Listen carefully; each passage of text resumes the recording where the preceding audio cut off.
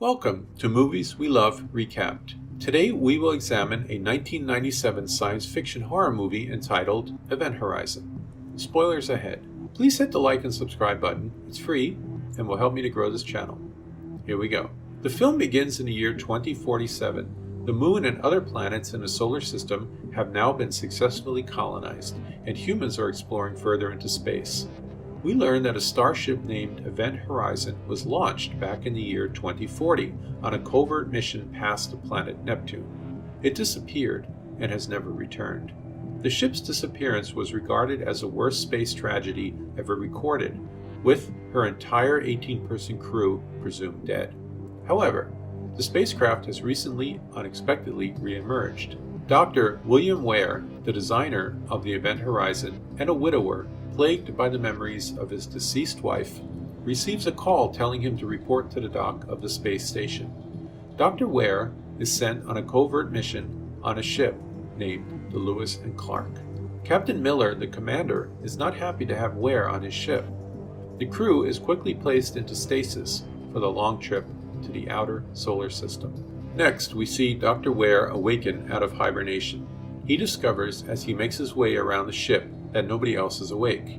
He encounters his deceased wife, Claire, sitting behind the wheel of the ship. When she turns around, her eyes are gone. He awakens in the stasis tank, screaming. Apparently, he had just experienced a horrific nightmare. The crew is eager to find out what secret mission they have been sent on in such a hurry. After a little period of recuperation and some lunch, Dr. Ware tells them that their goal is to ultimately save the Event Horizon, which has resurfaced more than 3 billion kilometers away from the closest base on Titan, Saturn's moon. The ship is in a declining orbit and will soon crash to the surface. Ware discloses that the Event Horizon was actually developed by the government to test an experimental gravity drive. Upon hearing the news, the crew is shocked to learn that the ship was not in fact destroyed, as had been previously reported. The drive dramatically shortens travel time by forming an artificial black hole that connects two extremely far-off points in space, thus enabling the ship to make the trip instantly. The ship had been on its initial test flight and was en route to Proxima Centauri when it vanished without a trace. A cover narrative about the ship's reactor going into a critical state and exploding was then presented to the general public. When asked where the ship has been those 7 years, Ware answers that they are there to find out. The only audio message heard by the crew since the spacecraft reappeared is played by Ware, and it consists of a succession of jumbled and incredibly unsettling screams and shouts. The recording is filtered to isolate one human voice. It is heard saying in Latin, "Save me." Lieutenant Stark tries to make contact with the ship when they get close to it, but the ship doesn't respond. The Lewis and Clark docks with the Horizon following a brief flyover. The climate system and artificial gravity are both offline, according to sensors. Captain Miller, Engineer Justin, and Medical Tech Peters board the Horizon in spacesuits in an attempt to find survivors, but no definitive signs of human life are discovered. They arrive through the main passageway that divides the ship into its two sections. As a safety precaution, the hallway is laced with explosives. In the event of an emergency, the explosives can split the ship in two, separating the forward half, which houses the bridge and can be utilized as an escape vessel. The squad separates. Peters goes to the bridge and finds a floating body that has been frozen and had both its eyes gouged out.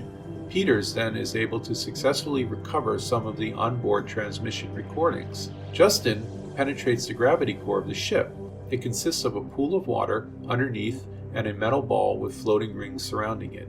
As soon as Justin steps inside, the lights flash on and the sphere begins to open, revealing a black, liquid-like reflecting ball inside. As soon as Justin touches it, it pulls him inside and sends a powerful gravity shockwave through the Clark's hull, causing serious damage. Rescue Tech Cooper is able to use Justin's tether to bring him out of the core, but he emerges completely unconscious and unresponsive. The frozen cadaver on the bridge falls and shatters as soon as the crew is able to restore the climate system and artificial gravity. Ware insists that the gravity drive could never have turned on by itself, but Miller says the drive is off limits to the entire crew while he conducts more research. The remaining crew must move to the Horizon, which has only 20 hours of usable oxygen because the Clark is severely damaged. Pilots Smith and Cooper begin performing exterior repairs. Ware and Miller travel to the gravity drive, where Ware enters a compartment to repair the energy drain. He is then confronted by his deceased wife, missing both her eyes. She beckons him to join her. In the meantime, Miller notices a flaming figure rising from the watery area below the gravity drive. The team members talk about the horrid visions. Miller thinks they are actual manifestations rather than just his imagination. Smith strikes out at Ware, accusing him of unleashing something evil that murdered the original crew by building a ship that violates the laws of nature. He is subdued by the others, and Miller tells him to continue the repairs outside the ship. Then Stark presents Miller with an absurd hypothesis. She believes that the event horizon has evolved into a living thing, and that, like an immune system, it is responding to the alien human presence by intensifying hallucinations. Miller presses Ware for an explanation of the manifestations and Justin's conduct, but Ware is unable to provide one because he is unaware of the cause and has no idea where the ship has been for the past 7 years. The ship is quickly running out of oxygen and only has 4 hours left. After leaving, Miller hears someone crying for help and has further hallucinations. Miller tells DJ that the Burning Man was a subordinate named Eddie Korek, a young man Miller had to leave behind when a fire broke out on one of his previous ships. It is now obvious that the Event Horizon is aware of the anxieties and secrets of its residents, and that it utilizes these things to punish and taunt them. DJ believes that the spacecraft's drive was effective in creating a space-time portal, but it carried the ship outside of the known world and brought something back from a different dimension that must resemble our understanding of hell. Smith and Peters frantically gather all the remaining oxygen filters at the gravity core of the Event Horizon as they prepare to evacuate. Smith races to leave as quickly as possible, but Peters is pulled back in when she sees the manifestation of her son. Despite her better judgment, she follows him to the upper level, only to be tragically tricked and led to her death. Ware, who had abandoned the crew, arrives at the core to find Peter's lifeless body. As he stands there in shock and grief, he suddenly sees a vision of his wife, who had also passed away by taking her own life due to feeling alone and abandoned. The vision of his wife haunts him with guilt and remorse, and he is compelled by her reanimated form to join her in the Hell dimension. Overwhelmed by the weight of his guilt and grief, Ware tears out his own eyes, unable to face the reality of his actions. Miller is conducting a routine check of the main corridor when he spots one of the explosives, unaccounted for. He immediately alerts Smith via the communication system to be vigilant for Ware. Smith, who is currently aboard the Lewis and Clark, inspects the cargo hold and catches a glimpse of Ware stealthily slipping away. Suspecting that Ware may have placed the bomb on the Clark, he frantically races against time to save his ship, but tragically discovers the bomb with only moments to spare. Just as Miller reaches the docking port, the Clark detonates, claiming the life of Smith and propelling Cooper, who was still outside on the ship's hull, into the vast emptiness of space. Enraged and determined, Miller seizes one of the bolt guns for repairs on the Clark and warns DJ over the comm to hunt down and eliminate Ware if possible. However, Miller can only helplessly listen over the comm as Ware ambushes DJ, brutally murdering him with a surgical scalpel. Miller sprints to the medical facility, but is horrified to discover DJ's mutilated body hanging from the ceiling. He presses on in his search for Stark, finding her lying unconscious on the bridge. Putting his guard down, he rushes to her aid, but is met with a sinister surprise as Ware emerges from the shadows, weapon in hand, and ready for a confrontation. Possessed by a malevolent force aboard the ship and with empty eye sockets, Ware declares that where they are headed, eyes are unnecessary. His ship has ventured beyond the stars and returned alive from a realm of pure chaos and pure evil. He starts the ship's gravity drive, initiating a 10-minute countdown until the gateway opens and the horizon returns to the chaotic hellish dimension with its new crew.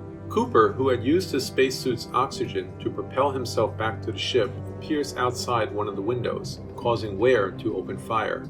The window shatters, and the bridge rapidly decompresses, pulling Ware out into the vacuum of space, while Miller and Stark barely cling to survival, escaping the bridge before it's sealed off. With Cooper's return, the three survivors devise a desperate plan to blow up the ship's corridor and use its forward section as a means of escape. Miller arms all of the explosives in the central corridor and retrieves the detonator, but his escape route is abruptly blocked by the fiery apparition of his fallen comrade, Korik, who rains down blasts of fire upon him. With no other options left, Miller is forced to flee into the ship's gravity core as his only means of escape. Deep within the belly of the beast, Miller is once again faced with the fiery visage of Korik, but this time he is quick to remind the Burning Man that he is not who he appears to be, for Korik is long gone. The flames then shift and contort, revealing a heavily scarred Dr. Ware, his eyes now restored. Ware explains that the ship, the Horizon, had saved him and pulled him back into its depths. But the ship's true intention is not to return home. It wants to keep the human crew trapped forever. A battle ensues between Miller and Ware, but the Doctor proves to be nearly indestructible. Miller manages to reach the detonator, sacrificing himself to trigger it. The bombs explode, tearing the ship in half, propelling the forward section away, while activating the gravity drive and pulling the rear of the ship into a wormhole, taking Ware and Miller with it. Stark and Cooper can only watch helplessly from a distance, with a wounded and unconscious Justin. They put themselves into stasis for the journey back to Earth. 72 days after its departure, the forward section of the ship finally touches down on Earth. Stark is the first to be roused by a member of the rescue crew, but as he removes his helmet visor, she is met with the grotesque mutilated face of Dr. Ware. Stark jolts awake, realizing it was just a nightmare. The real rescuers are there to save them, but as they try to administer sedatives to Stark, the automated hatch leading to the stasis chamber seals shut, trapping them inside. This implies that the otherworldly force that had plagued the ship is still present, and not just tied to the gravity drive. Thanks for watching. If you enjoyed this recap, please hit the like and subscribe button.